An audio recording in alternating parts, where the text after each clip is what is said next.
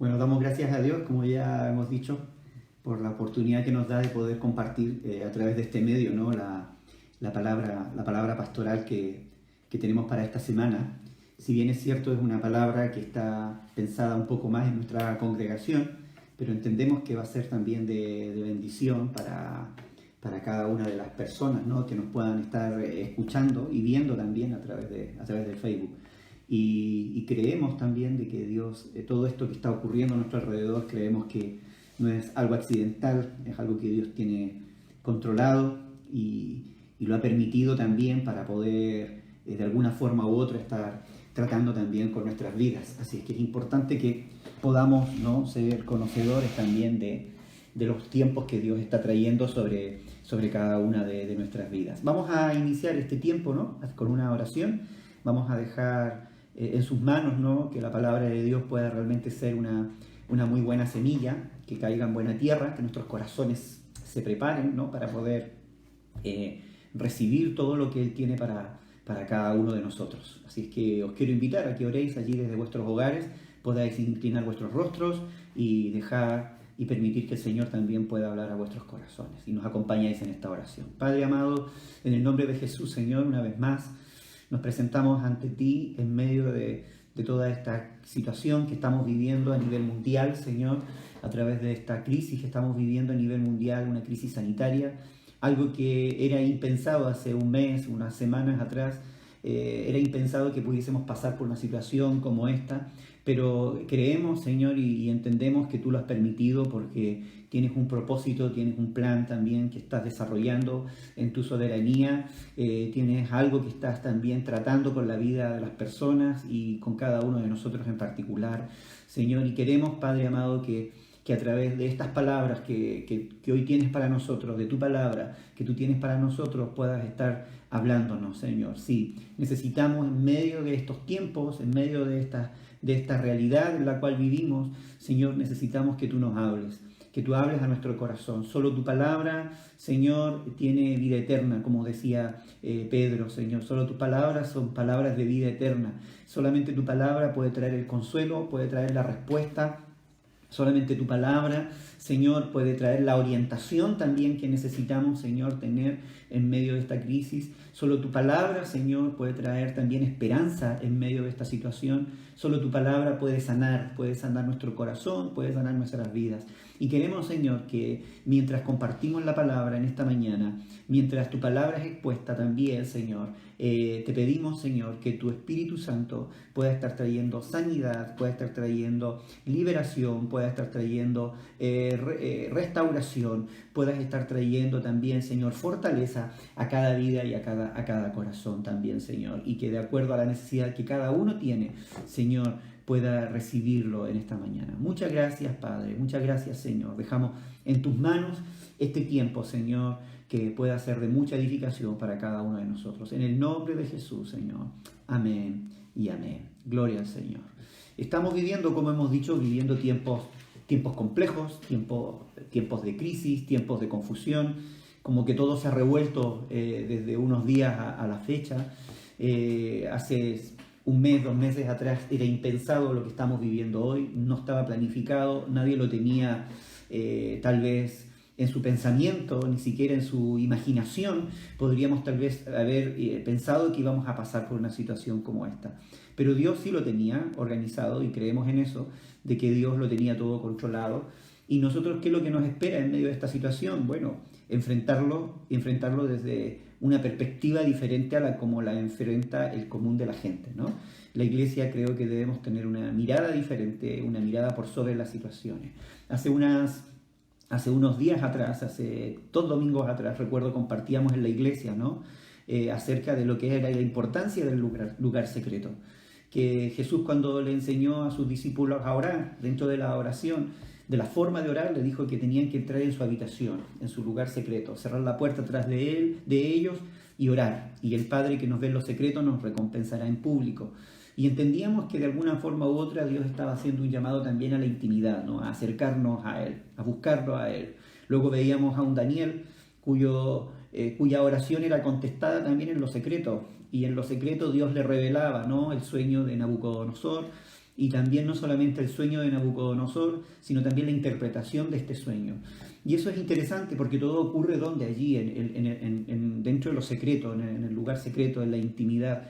Y creo que cuando Dios cierra fronteras a nuestro alrededor, cuando Dios nos encapsula en una determinada experiencia, ¿no? Una determinada circunstancia, como que nos encierra de alguna manera, no es otra cosa que para que miremos hacia el cielo, ¿no? Para que lo miremos a Él, para que lo veamos a Él, para que podamos escucharlo a Él y podamos tener ese tiempo, ¿no? de reflexión también en lo que Él tiene para nosotros que decirnos.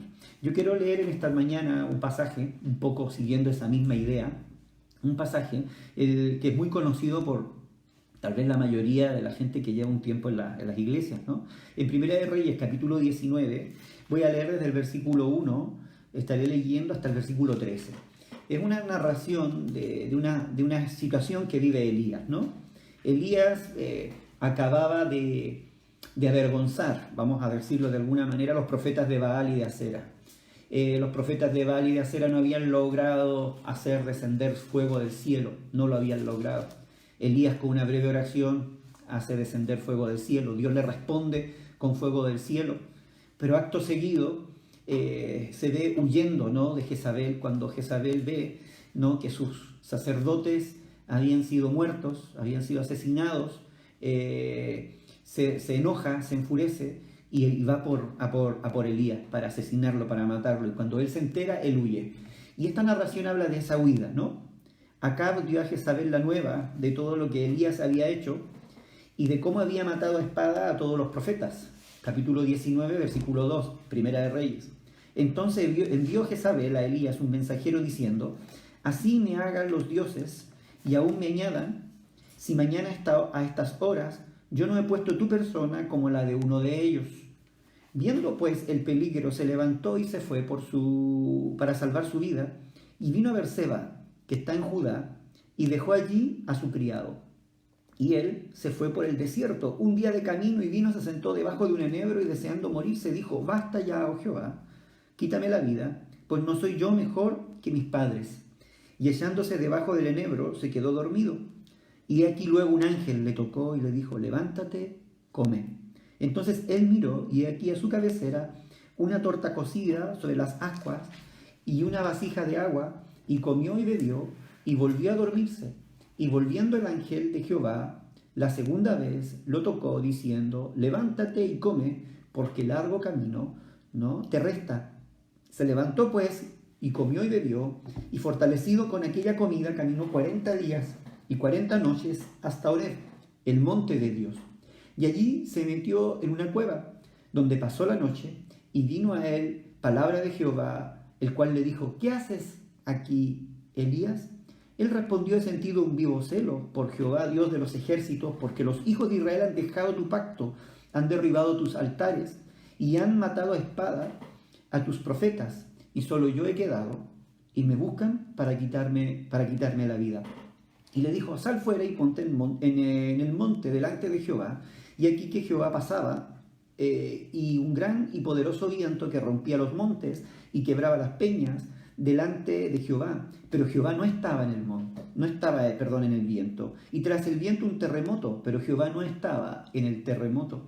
Y tras el terremoto un fuego, pero Jehová no estaba en el fuego. Y tras el fuego un silbo apacible y delicado. Y cuando lo oyó Elías, cubrió su rostro con su manto, y salió y se puso a la puerta de la cueva, y aquí vino a él una voz diciendo: ¿qué haces aquí, Elías? Y termino con esa pregunta, ¿no? ¿Qué haces aquí, Elías? Venía de tiempos de victoria, venía de tiempos de...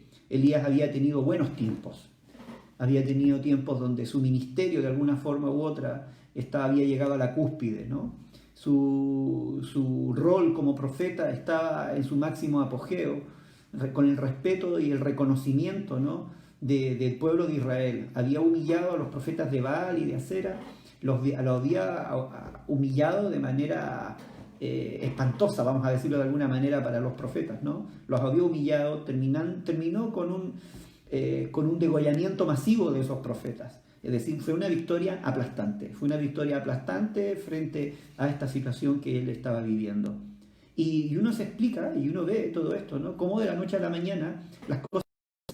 El Elías victorioso, el Elías triunfante, el Elías cuyo ministerio se está posicionando, de la noche a la mañana se ve huyendo, se ve escapando de una Jezabel que quiere asesinarle. Creo que muchas veces tal vez habéis escuchado esto, ¿no? Y él huye hacia el desierto para buscar un poco esa respuesta, para salvar su vida. Inconscientemente, tal vez, yo no sé si busca respuesta, quiero corregir eso, pero huye confundido por todo lo que había pasado, sin encontrarle sentido tal vez a lo que estaba viviendo, porque eso es lo que nos pasa comúnmente a nosotros y es un poco lo que estamos viviendo hoy. Creo que una sociedad estable, una sociedad tan estable en lo económico, en lo social, especialmente nosotros aquí en Europa, donde todo marchaba bastante bien, todo tenía estaba todo muy bien coordinado, muy bien dirigido, una economía estable, trabajo, salud, esto y aquello. Uno ve que iba marchando todo sobre rueda, de la noche a la mañana todo se tuerce, de la noche a la mañana entramos en una psicosis, en una crisis, ¿no? Porque un pequeño virus por allá, por China, al otro lado del mundo, termina expandiéndose, termina contaminando, termina trayendo inestabilidad, termina trayendo inseguridad a todo el globo en general, ¿no? Y eso nos afecta a nosotros de alguna manera, nos afectó también como sociedad, afectó a la iglesia, nos pilló a todos con paso cambiado, las iglesias acostumbradas a tener un buen sonido, a tener luces, a tener escenario, a tener un lugar de reunirse, de la noche a la mañana ya no se puede reunir, ya no se puede congregar, y vemos cómo esa Jezabel en cierto sentido se mete, ¿no? En forma de virus y nos hace huir, nos hace confundir, nos hace cuestionarnos, nos hace preguntarnos, nos hace replantearnos un montón de situaciones, ¿no? Que estamos viviendo. Y creo que las crisis nos hace bien, ¿no? Cuando nos va todo bien, tal vez como el profeta Elías, después de tener buenas victorias, de ir, que tenemos una muy buena racha en muchos aspectos, y cuando uno no espera que las cosas se puedan torcer y se tuercen, creo que son cosas que nos hacen muy bien. Creo que eso lo veo con ojos positivos, porque nos damos cuenta lo vulnerable, lo frágil, lo débiles que somos, y que nada de lo que podemos nosotros construir a nuestro alrededor realmente nos puede dar una estabilidad absoluta que nos permita mantenernos en el tiempo. Eso es así. Nada de lo que podamos construir, por muy bien que queramos cubrir todos los frentes, nosotros no sabemos por dónde va a venir. Y el tema es que cuando las cosas van bien, siempre como que nos posicionamos en una falsa seguridad. Falsa seguridad de la que las cosas están bien. Yo no sé si os ha pasado a la mayoría, pero siempre nos pasa eso. Cuando las cosas van bien, como que nos asentamos y nos reafirmamos en una falsa seguridad. Y creemos que como las cosas están bien, estamos confiados, estamos seguros. Hasta que pasa algo a nuestro alrededor. En este caso el virus, en el caso de Elías una Jezabel, ¿no? En el caso de algunos tal vez una enfermedad, en el caso de otros tal vez el hecho de que queden sin trabajo, de la economía que se vuelve frágil, inestable de un lado a otro, en el caso de otros, como nos pasó unos meses atrás, la partida de un ser querido, golpes que nos vienen a dar y demostrarnos de que nada es definitivo y de que nada es seguro, que en nada hay una seguridad absoluta, en nada hay una seguridad absoluta. Entonces, creo que todas estas situaciones que están alrededor simplemente vienen a remover nuestros cimientos, ¿no? Esa falsa seguridad que cada uno edifica, esa falsa estabilidad que uno edifica. La Biblia dice que el que cree estar firme, mire que no caiga. Y ese es un texto muy interesante porque muchos de nosotros incluso nos reafirmamos en nuestra fe y creemos tener un grado de fe tan grande que pensamos que somos inexpugnables en nuestra fe, ¿no? Que tenemos una fe a prueba de todo. La fe es a prueba de todo mientras no nos toquen, mientras no nos llegue, mientras no llegue esa situación que nos hace sentir lo vulnerable y lo débiles que somos. Creo que ese es el gran problema que tenemos cada uno de nosotros los seres humanos.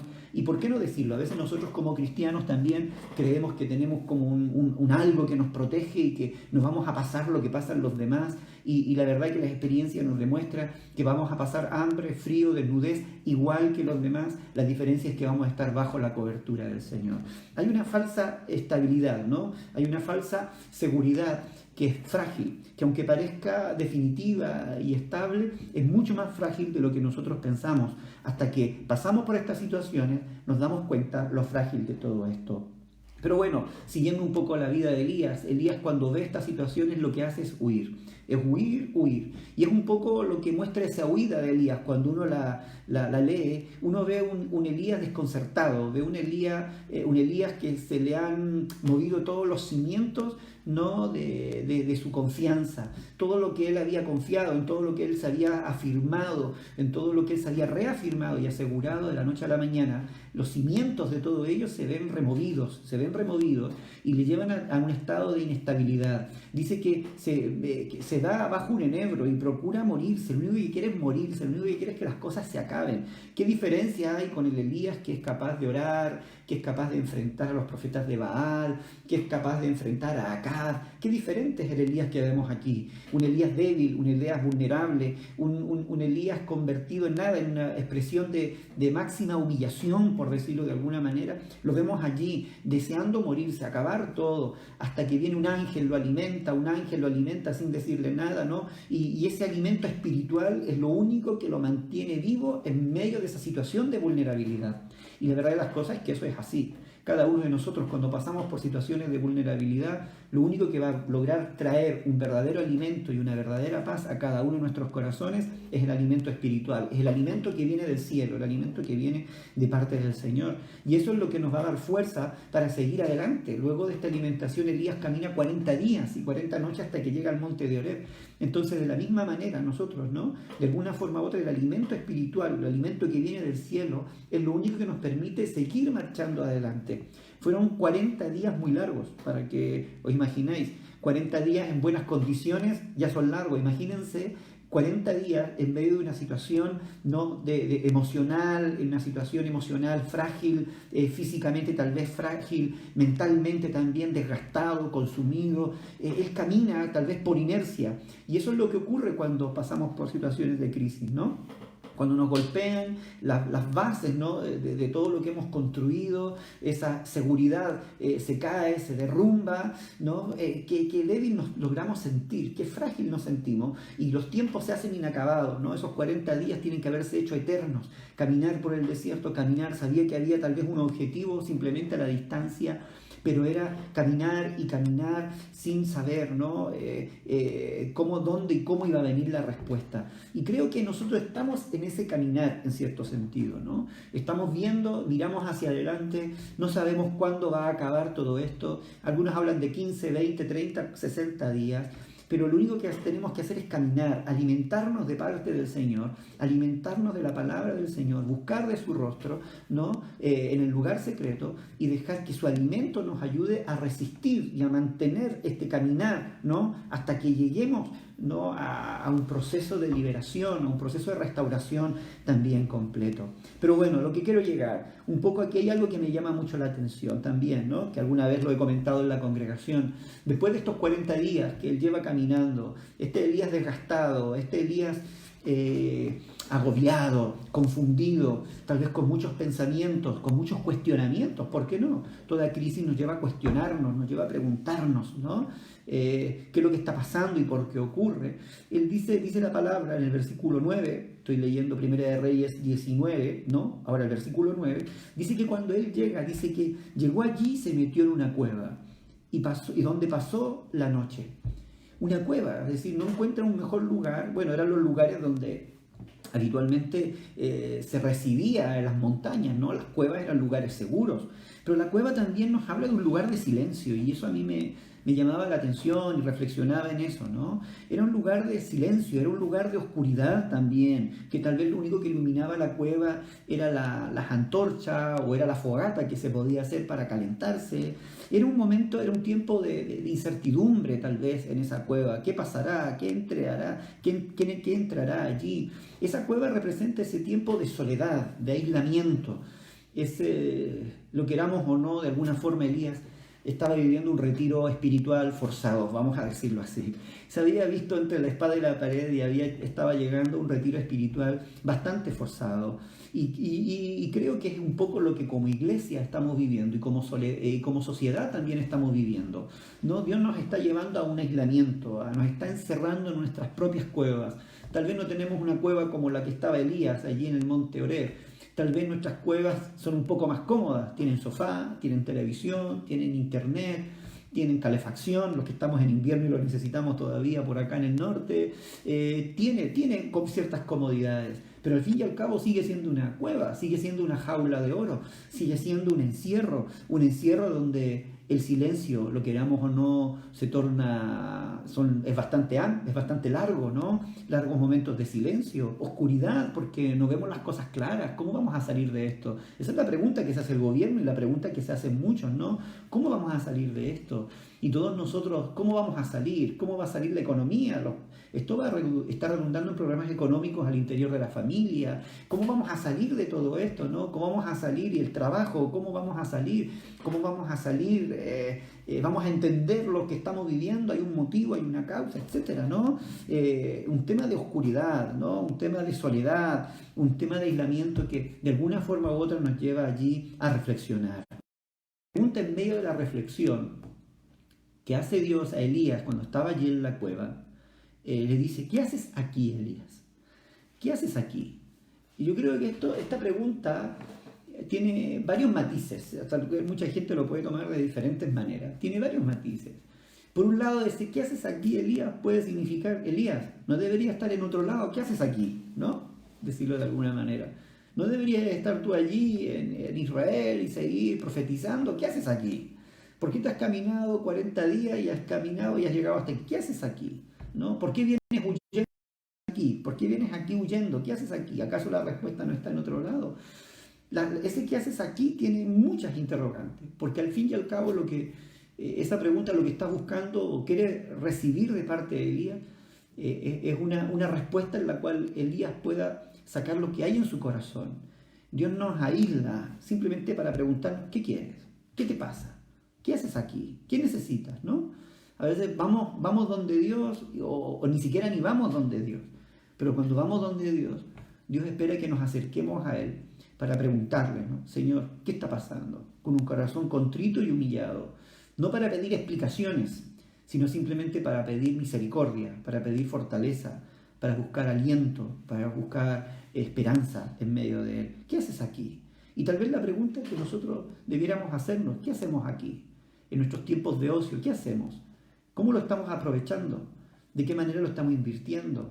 Este aislamiento lo estamos usando como algo pedagógico, como algo edificante para entender y para entender lo que Dios quiere hablarnos, para abrir nuestros oídos, para abrir nuestros ojos, para abrir nuestra mente y permitir que Él pueda hablarnos realmente. ¿Qué haces aquí? Y es la pregunta que debemos hacerlo. Y la respuesta de Elías en el versículo 10 no se deja escapar, ¿no?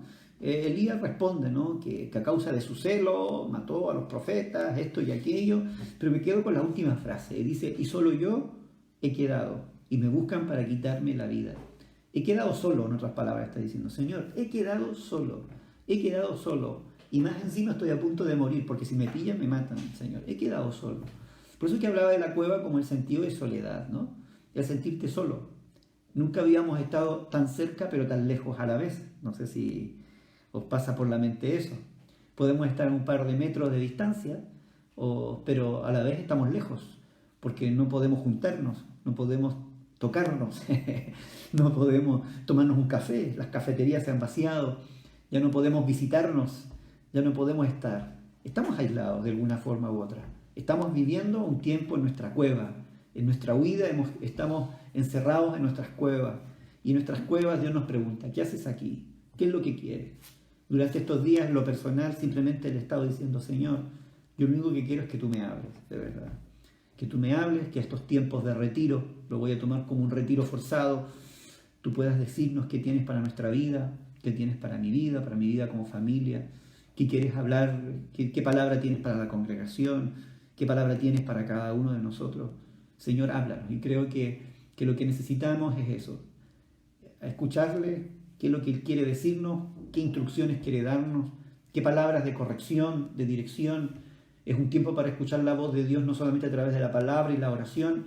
Y escuche bien esto, creo que es un tiempo de escuchar la voz de Dios con nuestra familia, de conversar con nuestros hijos y dejar que Dios nos hable a través de nuestros hijos, de nuestra esposa y viceversa, los hijos escuchar a los padres, escucharse unos a otros, porque creo que en medio de ese ambiente Dios también está hablando, Dios está enseñando, Dios está corrigiendo.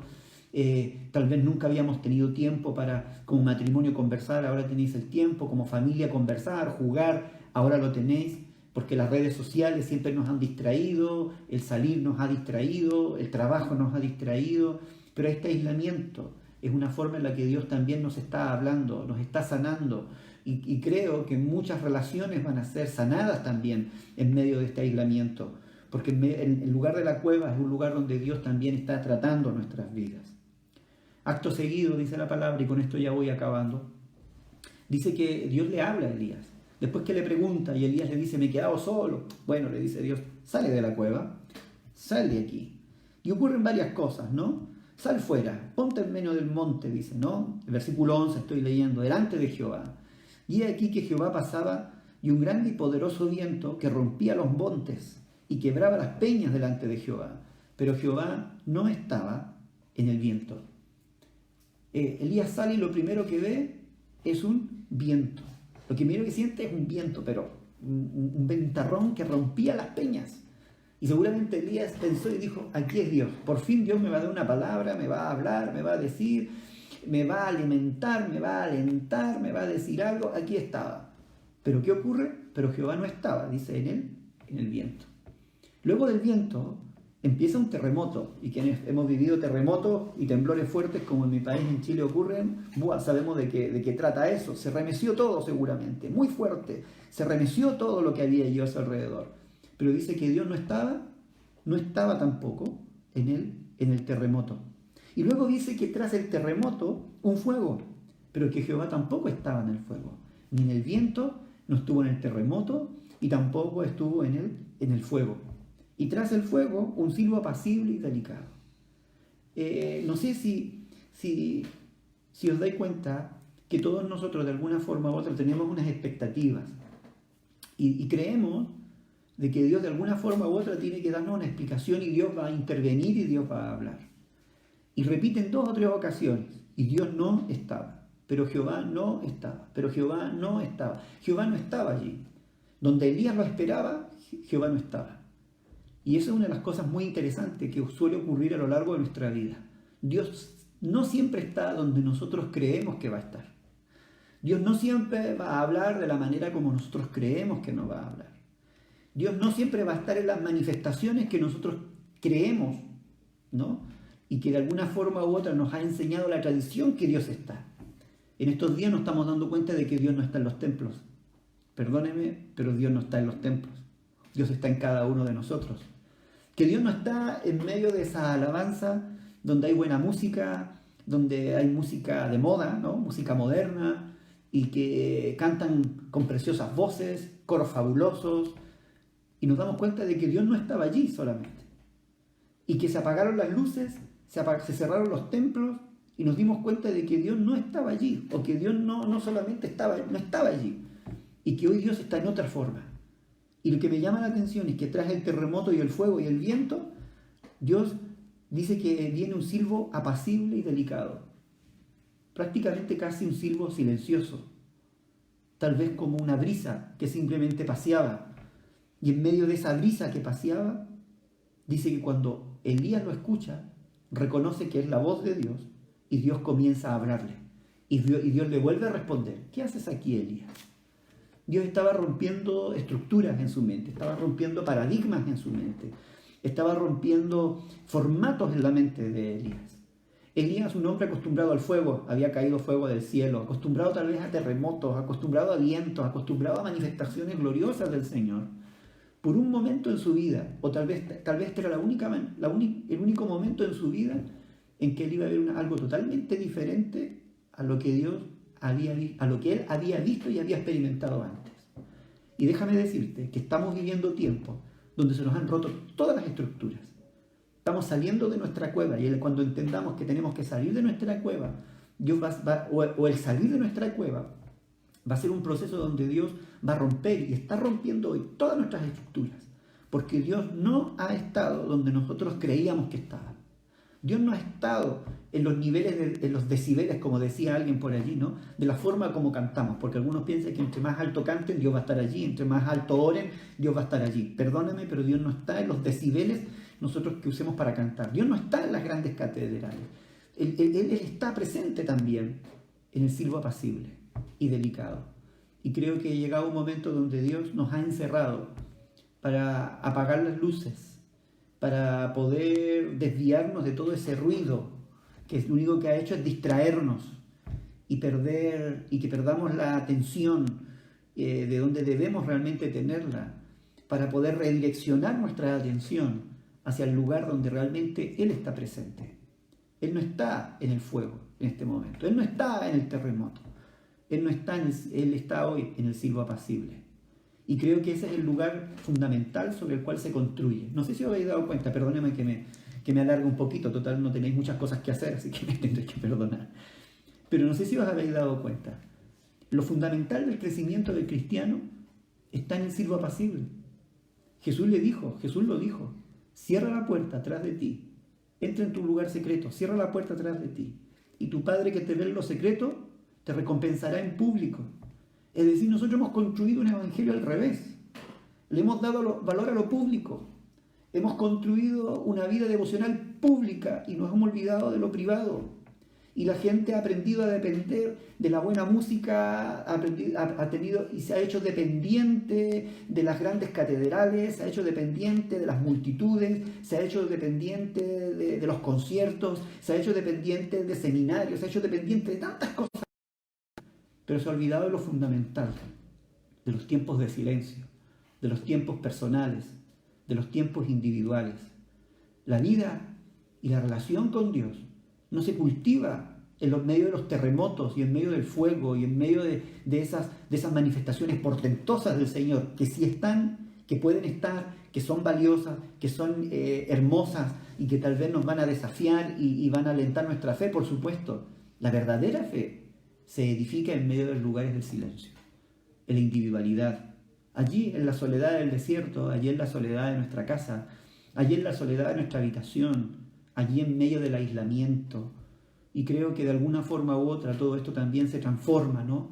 en esa prueba de fe para cada uno de nosotros que hemos sido tan dependientes, somos tan cultolátricos, vamos a decirlo, idolatramos los cultos. Hay gente que no puede vivir sin un culto. Nos han quitado los cultos, como los teníamos nosotros pensados, y hemos tenido que aprender a hacer el verdadero culto racional, que habla Romanos capítulo 12, ¿no? Es el presentar vuestros cuerpos en sacrificio vivo, agradable a Dios, que es vuestro verdadero culto racional. Hemos tenido que aprender a orar, es que si no estoy solo, que me gusta orar en conjunto, hemos tenido que aprender a orar solos, en familia, y hemos tenido que volver a la base, y de alguna forma u otra, Dios nos ha llevado en este peregrinaje, y en medio de nuestra huida, Dios nos está llevando, ¿no?, a buscarle de manera individual, a que nuestros ojos ya dejen de mirar los terremotos y esperar vientos portentosos, esperar fuegos espectaculares.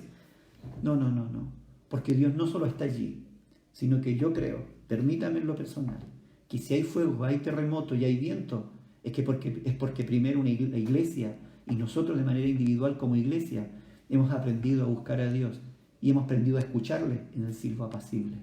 Eso es lo que va a ser combustible para el fuego, eso es lo que le va a dar fuerza al viento y eso es lo que le va a dar poder al terremoto que luego pueda ocurrir.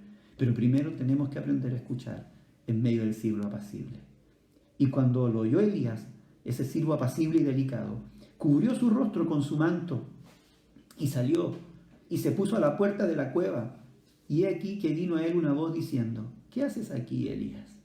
¿Tú qué contestarías al Señor en medio de esa situación? Él reconoce que es el Señor. Él reconoce que es el Señor. Y opta por esa posición, por esa disposición del corazón, por esa actitud de humillarse, de cubrirse, de tirarse al suelo y simplemente tal vez allí decirle: Señor, ya te he dicho, estoy quebrantado, Señor, estoy confundido, Señor, vengo huyendo, Señor, esto y aquello. Y luego de eso Dios le da una palabra, le da una orden, le da una visión, le da una dirección. La dirección no la tiene en medio del viento.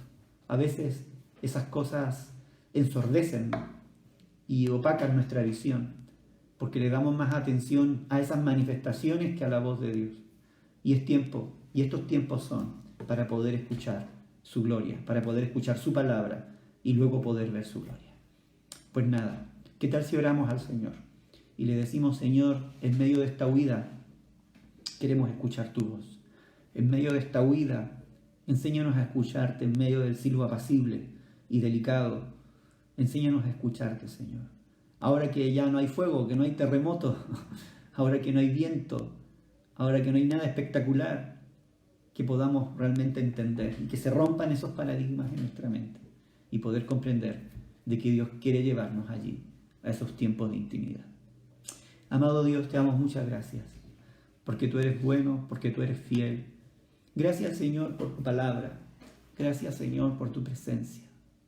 Perdónanos porque seguimos, Señor, dependiendo del fuego, seguimos dependiendo del viento, seguimos dependiendo de los terremotos, cuando nos hemos olvidado que la base de toda manifestación de tu gloria, Señor, eres tú, es tu presencia y es nuestro corazón rendido a ti.